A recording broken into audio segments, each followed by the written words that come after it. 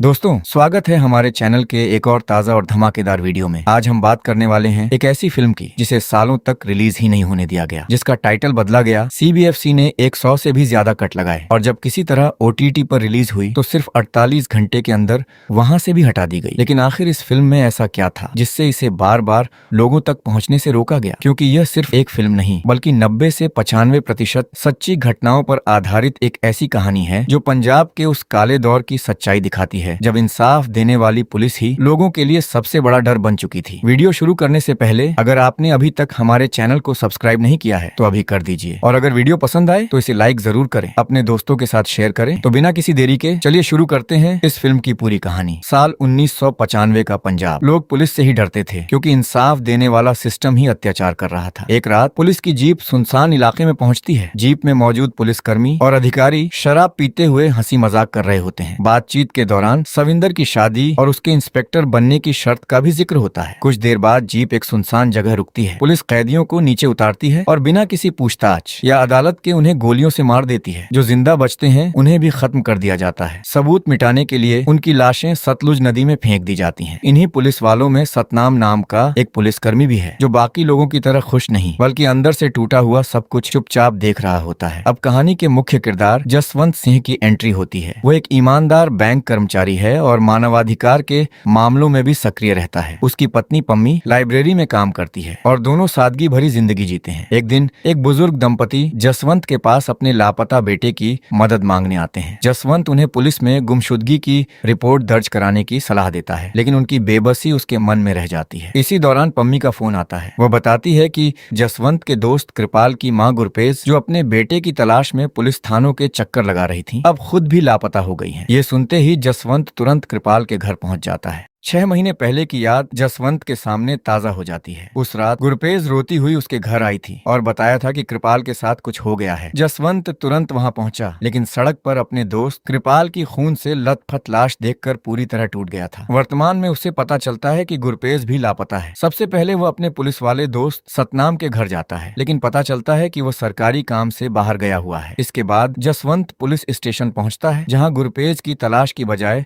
सविंदर के प्रमोशन का जश्न मनाया जा रहा होता है। जसवंत सविंदर से गुरपेज के बारे में पूछता है, लेकिन वह कृपाल को आतंकवादी बताकर मामला टाल देता है। जसवंत कहता है कि चाहे कृपाल कैसा भी रहा हो, गुरपेज सबसे पहले एक माँ है और अपने बेटे के लिए इंसाफ मांगना कोई जुर्म नहीं। इसके बावजूद सविंदर न रिपोर्ट दर्ज करता है और न ही कोई कार्रवाई। मदद न मिलने पर जसवंत अस्पताल पहुंचकर रिकॉर्ड चेक करता है, लेकिन गुरपेज का कोई पता नहीं चलता। फिर वह मुर्दा घर में अनजान लाशों के बीच भी उसे ढूंढता है, लेकिन वहाँ भी वो नहीं मिलती। डॉक्टर के चेहरे पर डर साफ दिखाई देता है, जैसे वो कुछ जानती हो लेकिन कह नहीं पा रही हो। तभी पीछे से कोई जसवंत को आवाज देता है। वो मुड़कर देखता है तो सामने सतनाम खड़ा होता है। दोनों अकेले में बात करते हैं। जसवंत पूछता है कि यहाँ क्या हो रहा है, लोग गायब हो रहे हैं, कोई बोल क्यों नहीं रहा? सतनाम कहता है कि इस मामले से जितना दूर रहो उतना बेहतर है। जसवंत हैरान होता है। सतनाम कहता है कि हम पुलिस की वर्दी जरूर पहनते हैं, लेकिन हर चीज बदलने की ताकत हमारे पास नहीं होती। कई बार हमारे हाथ भी बंधे होते हैं। उसकी आवाज में बेबसी थी। जसवंत समझ जाता है कि सतनाम भी कुछ जानता है, लेकिन डर की वजह से सच नहीं बोल सका। अब जसवंत को यकीन हो जाता है कि मामला सिर्फ एक लापता महिला का नहीं है, इसके पीछे कुछ बहुत बड़ा छिपा हुआ है। इसी सच की तलाश में वो श्मशान घाट पहुंचता है। वहाँ के कर्मचारी से पूछता है कि क्या लावारिस लाशों का कोई रिकॉर्ड रखा जाता है। कर्मचारी उसे रजिस्टर दिखाता है। जसवंत के हाथ कांपने लगते हैं। हर पन्ने पर किसी न किसी लावारिस शव का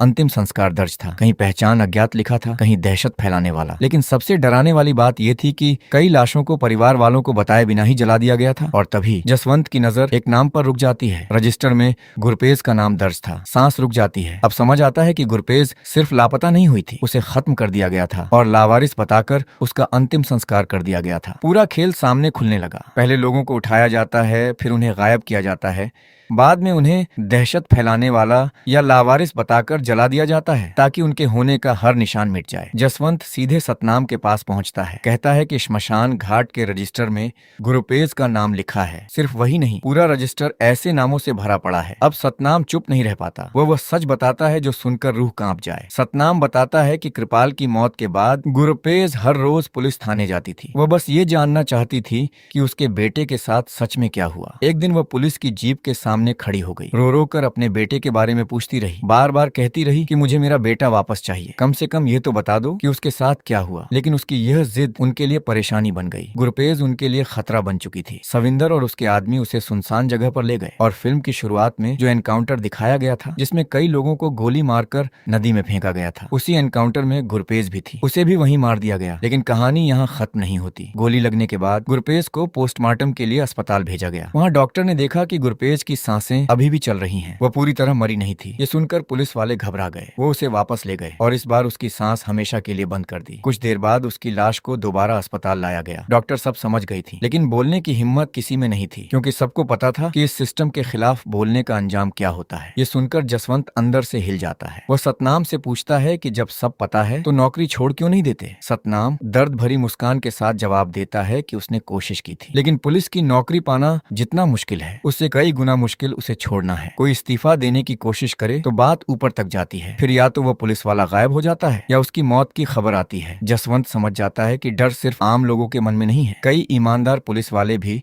इसी डर में जी रहे हैं। घर लौटकर जसवंत ये सब पम्मी को बताता है। कहता है कि पंजाब की हालत इतनी खराब है कि कोई भी किसी भी दिन गायब हो सकता है और बाद में उसे लावारिस या दहशत फैलाने वाला बताकर जला दिया जाता है। पम्मी डर जाती है, लेकिन जसवंत उसी पल एक फैसला करता है। अगर कोई आवाज नहीं उठाएगा तो यह सिलसिला कभी खत्म नहीं होगा। अगले दिन वह एक वकील से मिलता है, पूरी बात बताता है। वकील कहता है कि सिर्फ आरोप लगाने से कुछ नहीं होगा, अदालत को सबूत चाहिए। अगर श्मशान घाट के रजिस्टर में सच दर्ज है तो वही सबसे बड़ा हथियार बन सकता है। लेकिन सिर्फ एक रजिस्टर काफी नहीं, आसपास के दूसरे श्मशान घाटों के रिकॉर्ड भी जुटाने होंगे। तभी साबित होगा कि ये कोई एक घटना नहीं बल्कि एक बड़ा खेल है। जसवंत बिना देर किए काम में लग जाता है। वह गाँव गाँव शहर शहर जाता है, अलग अलग श्मशान घाटों के रजिस्टर इकट्ठा करता है। दिन रात की मेहनत के बाद उसके पास सैकड़ों लोगों के रिकॉर्ड जमा हो जाते हैं, जिन्हें लावारिस या दहशत फैलाने वाला बताकर जलाया गया था। लेकिन वकील कहता है कि यह काफी नहीं है। जिन लोगों को लावारिस बताकर जलाया गया उनके परिवारों को भी सामने आना होगा, तभी अदालत इस मामले को गंभीरता से लेगी। अब जसवंत उन परिवारों से मिलता है, उन्हें समझाता है कि उनके अपने लोग शायद दहशत फैलाने वाले नहीं थे, बल्कि इस काले सिस्टम का शिकार हुए थे। शुरू में लोग डरते हैं, पुलिस का खौफ उन्हें चुप रखता है, लेकिन जसवंत का साहस धीरे धीरे उनके अंदर भी हिम्मत भर देता है। इसी बीच सतनाम भी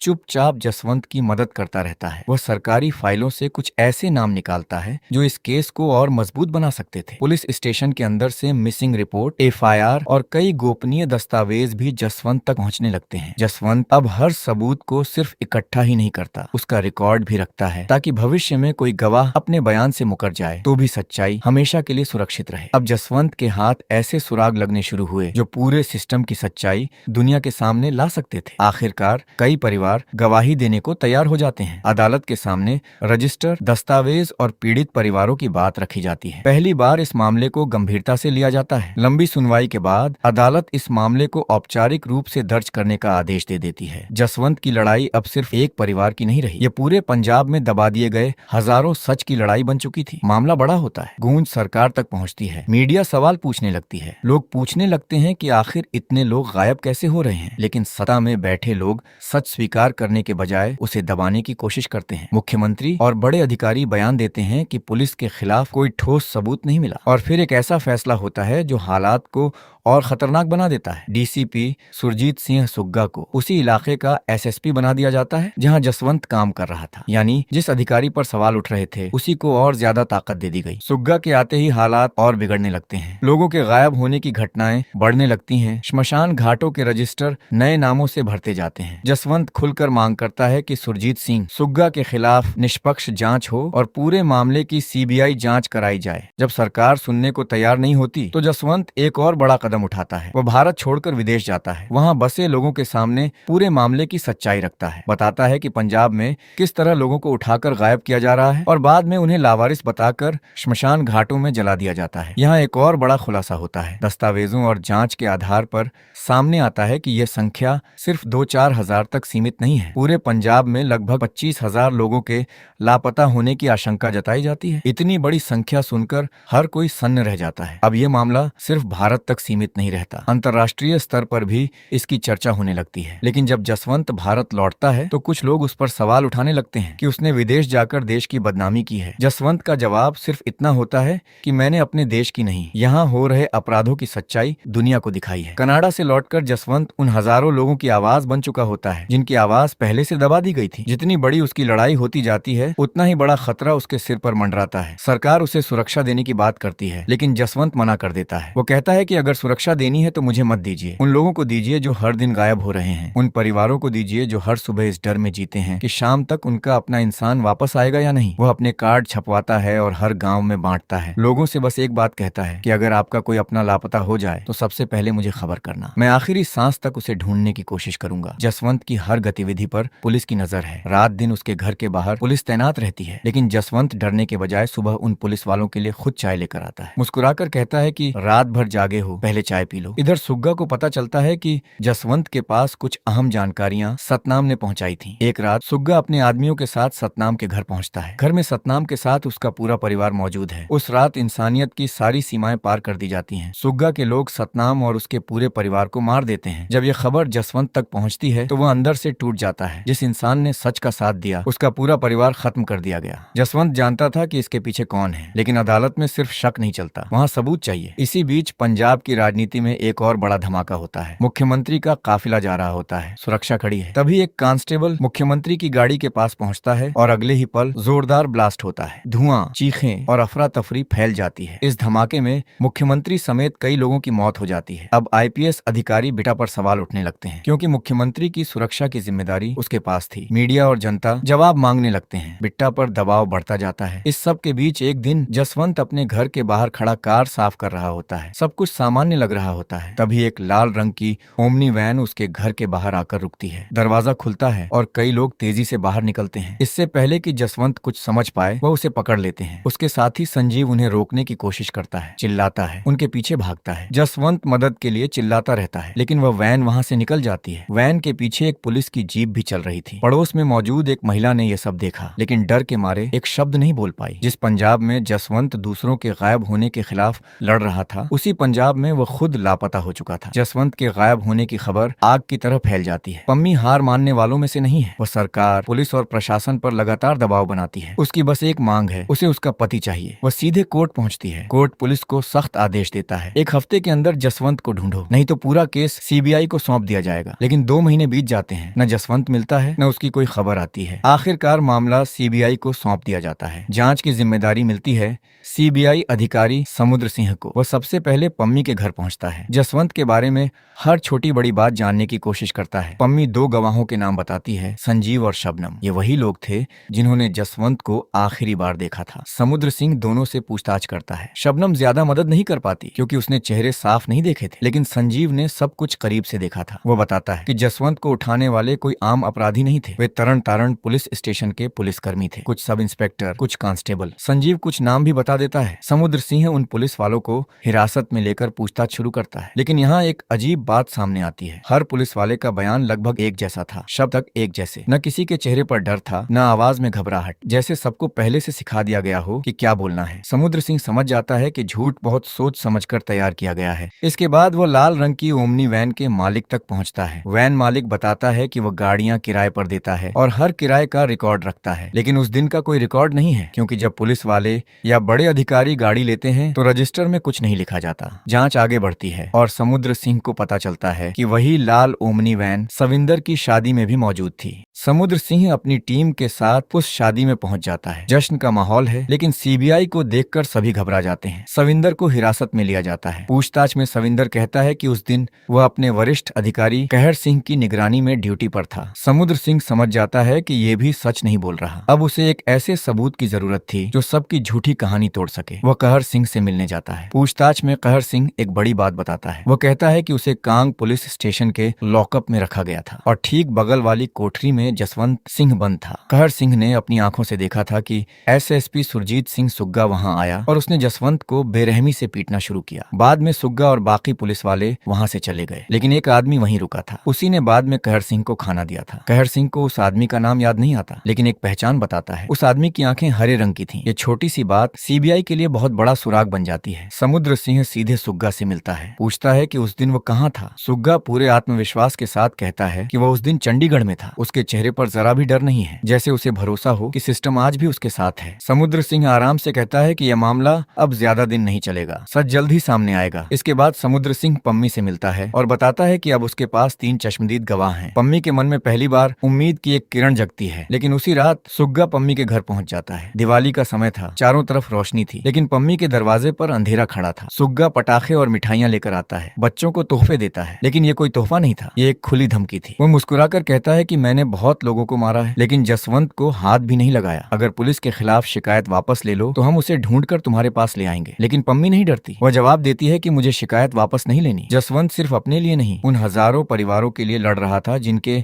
अपने लोग गायब कर दिए गए। अब मैं भी उसी रास्ते पर चलूंगी, चाहे कुछ भी हो। सुग्गा खाली हाथ लौट जाता है। अगले दिन पुलिस विभाग में बड़ा बदलाव होता है। एक नए और सख्त अधिकारी वर्मा की नियुक्ति होती है। आते ही वर्मा कहता है कि अब मनमानी नहीं चलेगी, पुलिस कानून के हिसाब से काम करेगी। फिर वह सुग्गा को अपने केबिन में बुलाता है और एक ही सवाल पूछता है कि जसवंत सिंह कहाँ है। सुग्गा के पास कोई जवाब नहीं होता। वर्मा उसे 7 दिन का समय देता है, कहता है कि 1 हफ्ते के अंदर जसवंत का पता लगना चाहिए। पहली बार सुग्गा के चेहरे पर बेचैनी दिखती है। वह तुरंत रिटायर हो चुके पुराने अफसर बिट्टा से मिलने जाता है। बिट्टा कहता है कि जसवंत की चिंता बाद में करना, पहले ये पता लगाओ कि तीसरा गवाह कौन है। यानी अब उनका मकसद सच ढूंढना नहीं, गवाह मिटाना था, और वही होता है जिसका डर था। कहर सिंह जिसने सीबीआई को अहम जानकारी दी थी, उसे उसके परिवार समेत मार दिया जाता है। बाकी दोनों चश्मदीद गवाह भी अचानक गायब हो जाते हैं। अब मामला अदालत पहुंचता है। मुश्किल ये थी कि जिन गवाहों पर केस मजबूत होता वह या तो मारे जा चुके थे या गायब हो गए थे। लेकिन अपराधियों की सबसे बड़ी गलती यही थी कि उन्होंने गवाह तो मिटा दिए, लेकिन दस्तावेज पूरी तरह नहीं मिटा पाए। अदालत में जसवंत की तरफ से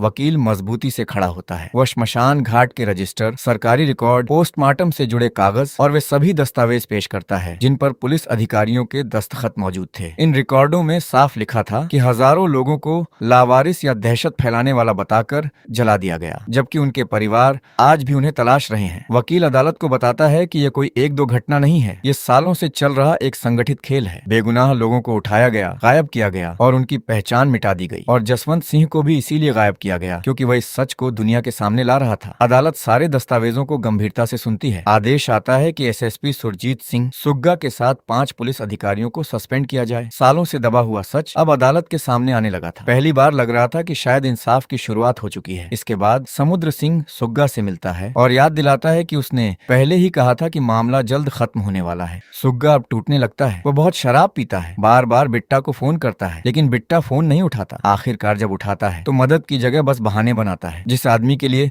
सुग्गा ने इतना कुछ किया वही उसे अकेला छोड़ रहा था। ये सुग्गा के लिए सबसे बड़ा धक्का था। नशे में धुत सुग्गा तेज रफ्तार से कार लेकर निकलता है और अगले दृश्य में पता चलता है कि वह ट्रेन के सामने आकर जिंदगी खत्म कर चुका है। सुग्गा ने एक सुसाइड नोट भी छोड़ा था। उसकी श्रद्धांजलि के लिए कई लोग आते हैं। समुद्र सिंह भी वहाँ मौजूद होता है और यहीं उसकी नजर एक ऐसे आदमी पर पड़ती है जिसकी आंखें हरे रंग की थीं, वही जिसका जिक्र कहर सिंह ने किया था। उसका नाम था कुलजीत सिंह। समुद्र सिंह कुलजीत से पूछताछ करता है। कुलजीत बताता है कि वह सुग्गा का गार्ड था और उसके छोटे मोटे काम भी करता था। वह जसवंत के बारे में भी जानता था और उन पुलिस अधिकारियों के बारे में भी जिन्होंने ये सब किया। समुद्र सिंह उसे समझाता है कि अगर वह सरकारी गवाह बन जाए तो सच सामने आ सकता है, वरना सब खत्म हो जाएगा। कुलजीत गवाही देने को तैयार हो जाता है। उसे कोर्ट में पेश किया जाता है, लेकिन कोर्ट में आते ही कुलजीत पलट जाता है। वो कह देता है कि जसवंत की पत्नी ने उसे पैसे दिए थे। समुद्र सिंह का गुस्सा फूट पड़ता है। वह कोर्ट में अपना आपा खो देता है और नतीजा ये होता है कि उसे इस केस से हटा दिया जाता है। उस रात कुलजीत सोया था, तभी उसे एक सपना आता है। जख्मी हालत में जसवंत उसके सामने खड़ा है। वो कहता है कि मैं अकेला नहीं हूँ, मेरे जैसे हजारों लोगों के साथ यही हुआ है, अब तू ही हमारी आवाज बन सकता है। कुलजीत डरकर जाग जाता है। अगले दिन वह समुद्र सिंह के पास जाता है और कहता है कि अब वह सच में गवाही देगा। समुद्र सिंह को अब उस पर भरोसा नहीं होता, लेकिन कुलजीत कहता है कि इस बार वह नहीं बदलेगा। समुद्र सिंह अपने सीनियर से बात करके स्पेशल परमिशन लेता है। कड़ी सुरक्षा के बीच कुलजीत को दोबारा कोर्ट लाया जाता है। इस बार कुलजीत सच बोलता है। वो बताता है कि 4 सितंबर को अधिकारियों ने एक बैठक की थी जिसमें सुग्गा भी मौजूद था। 5 सितंबर को सुग्गा ने बिट्टा से मुलाकात की। बिट्टा उस समय दबाव में था क्योंकि मुख्यमंत्री की सुरक्षा में हुई चूक के बाद उस पर सवाल उठ रहे थे। 6 सितंबर को लाल ओमनी वैन में जसवंत को उठाने का प्लान बनाया गया। कुलजीत बताता है कि पुलिस वाले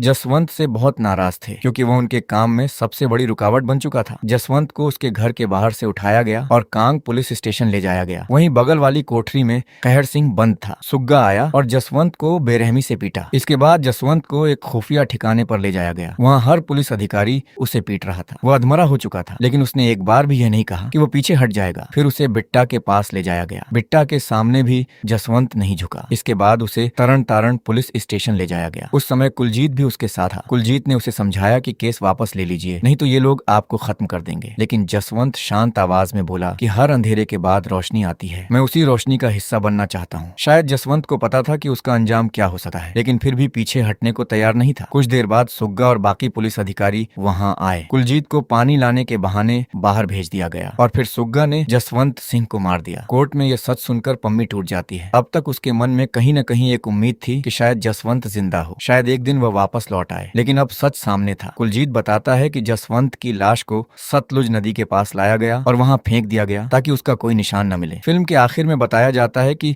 जसवंत सिंह का शव कभी नहीं मिला, लेकिन उसकी लड़ाई बेकार नहीं गई। जो पुलिस वाले इस पूरे अपराध में शामिल थे, उन्हें अदालत ने उम्र कैद की सजा सुनाई। जसवंत खुद वापस नहीं आया, लेकिन उसने उन हजारों लोगों की आवाज दुनिया तक पहुंचा दी जिन्हें चुपचाप मिटा दिया गया था। ये फिल्म हमें सिखाती है कि सच को कुछ समय तक दबाया जा सकता है, लेकिन हमेशा के लिए मिटाया नहीं जा सकता। और कभी कभी एक इंसान की हिम्मत पूरे सिस्टम के झूठ को हिला देने के लिए काफी होती है। यही वजह है कि यह फिल्म रिलीज होने से पहले सालों तक रोकी गई, OTT पर आने के 48 घंटे के अंदर हटाई गई, क्योंकि अभी भी कुछ ऐसे लोग हैं जो नहीं चाहते कि यह सच आम जनता तक पहुंचे। अगर वीडियो पसंद आई हो तो लाइक जरूर करें, कमेंट करके अपनी राय बताएं और ऐसी ही शानदार मूवी एक्सप्लेनेशन के लिए हमारे चैनल को सब्सक्राइब करना न भूलें। Thank you.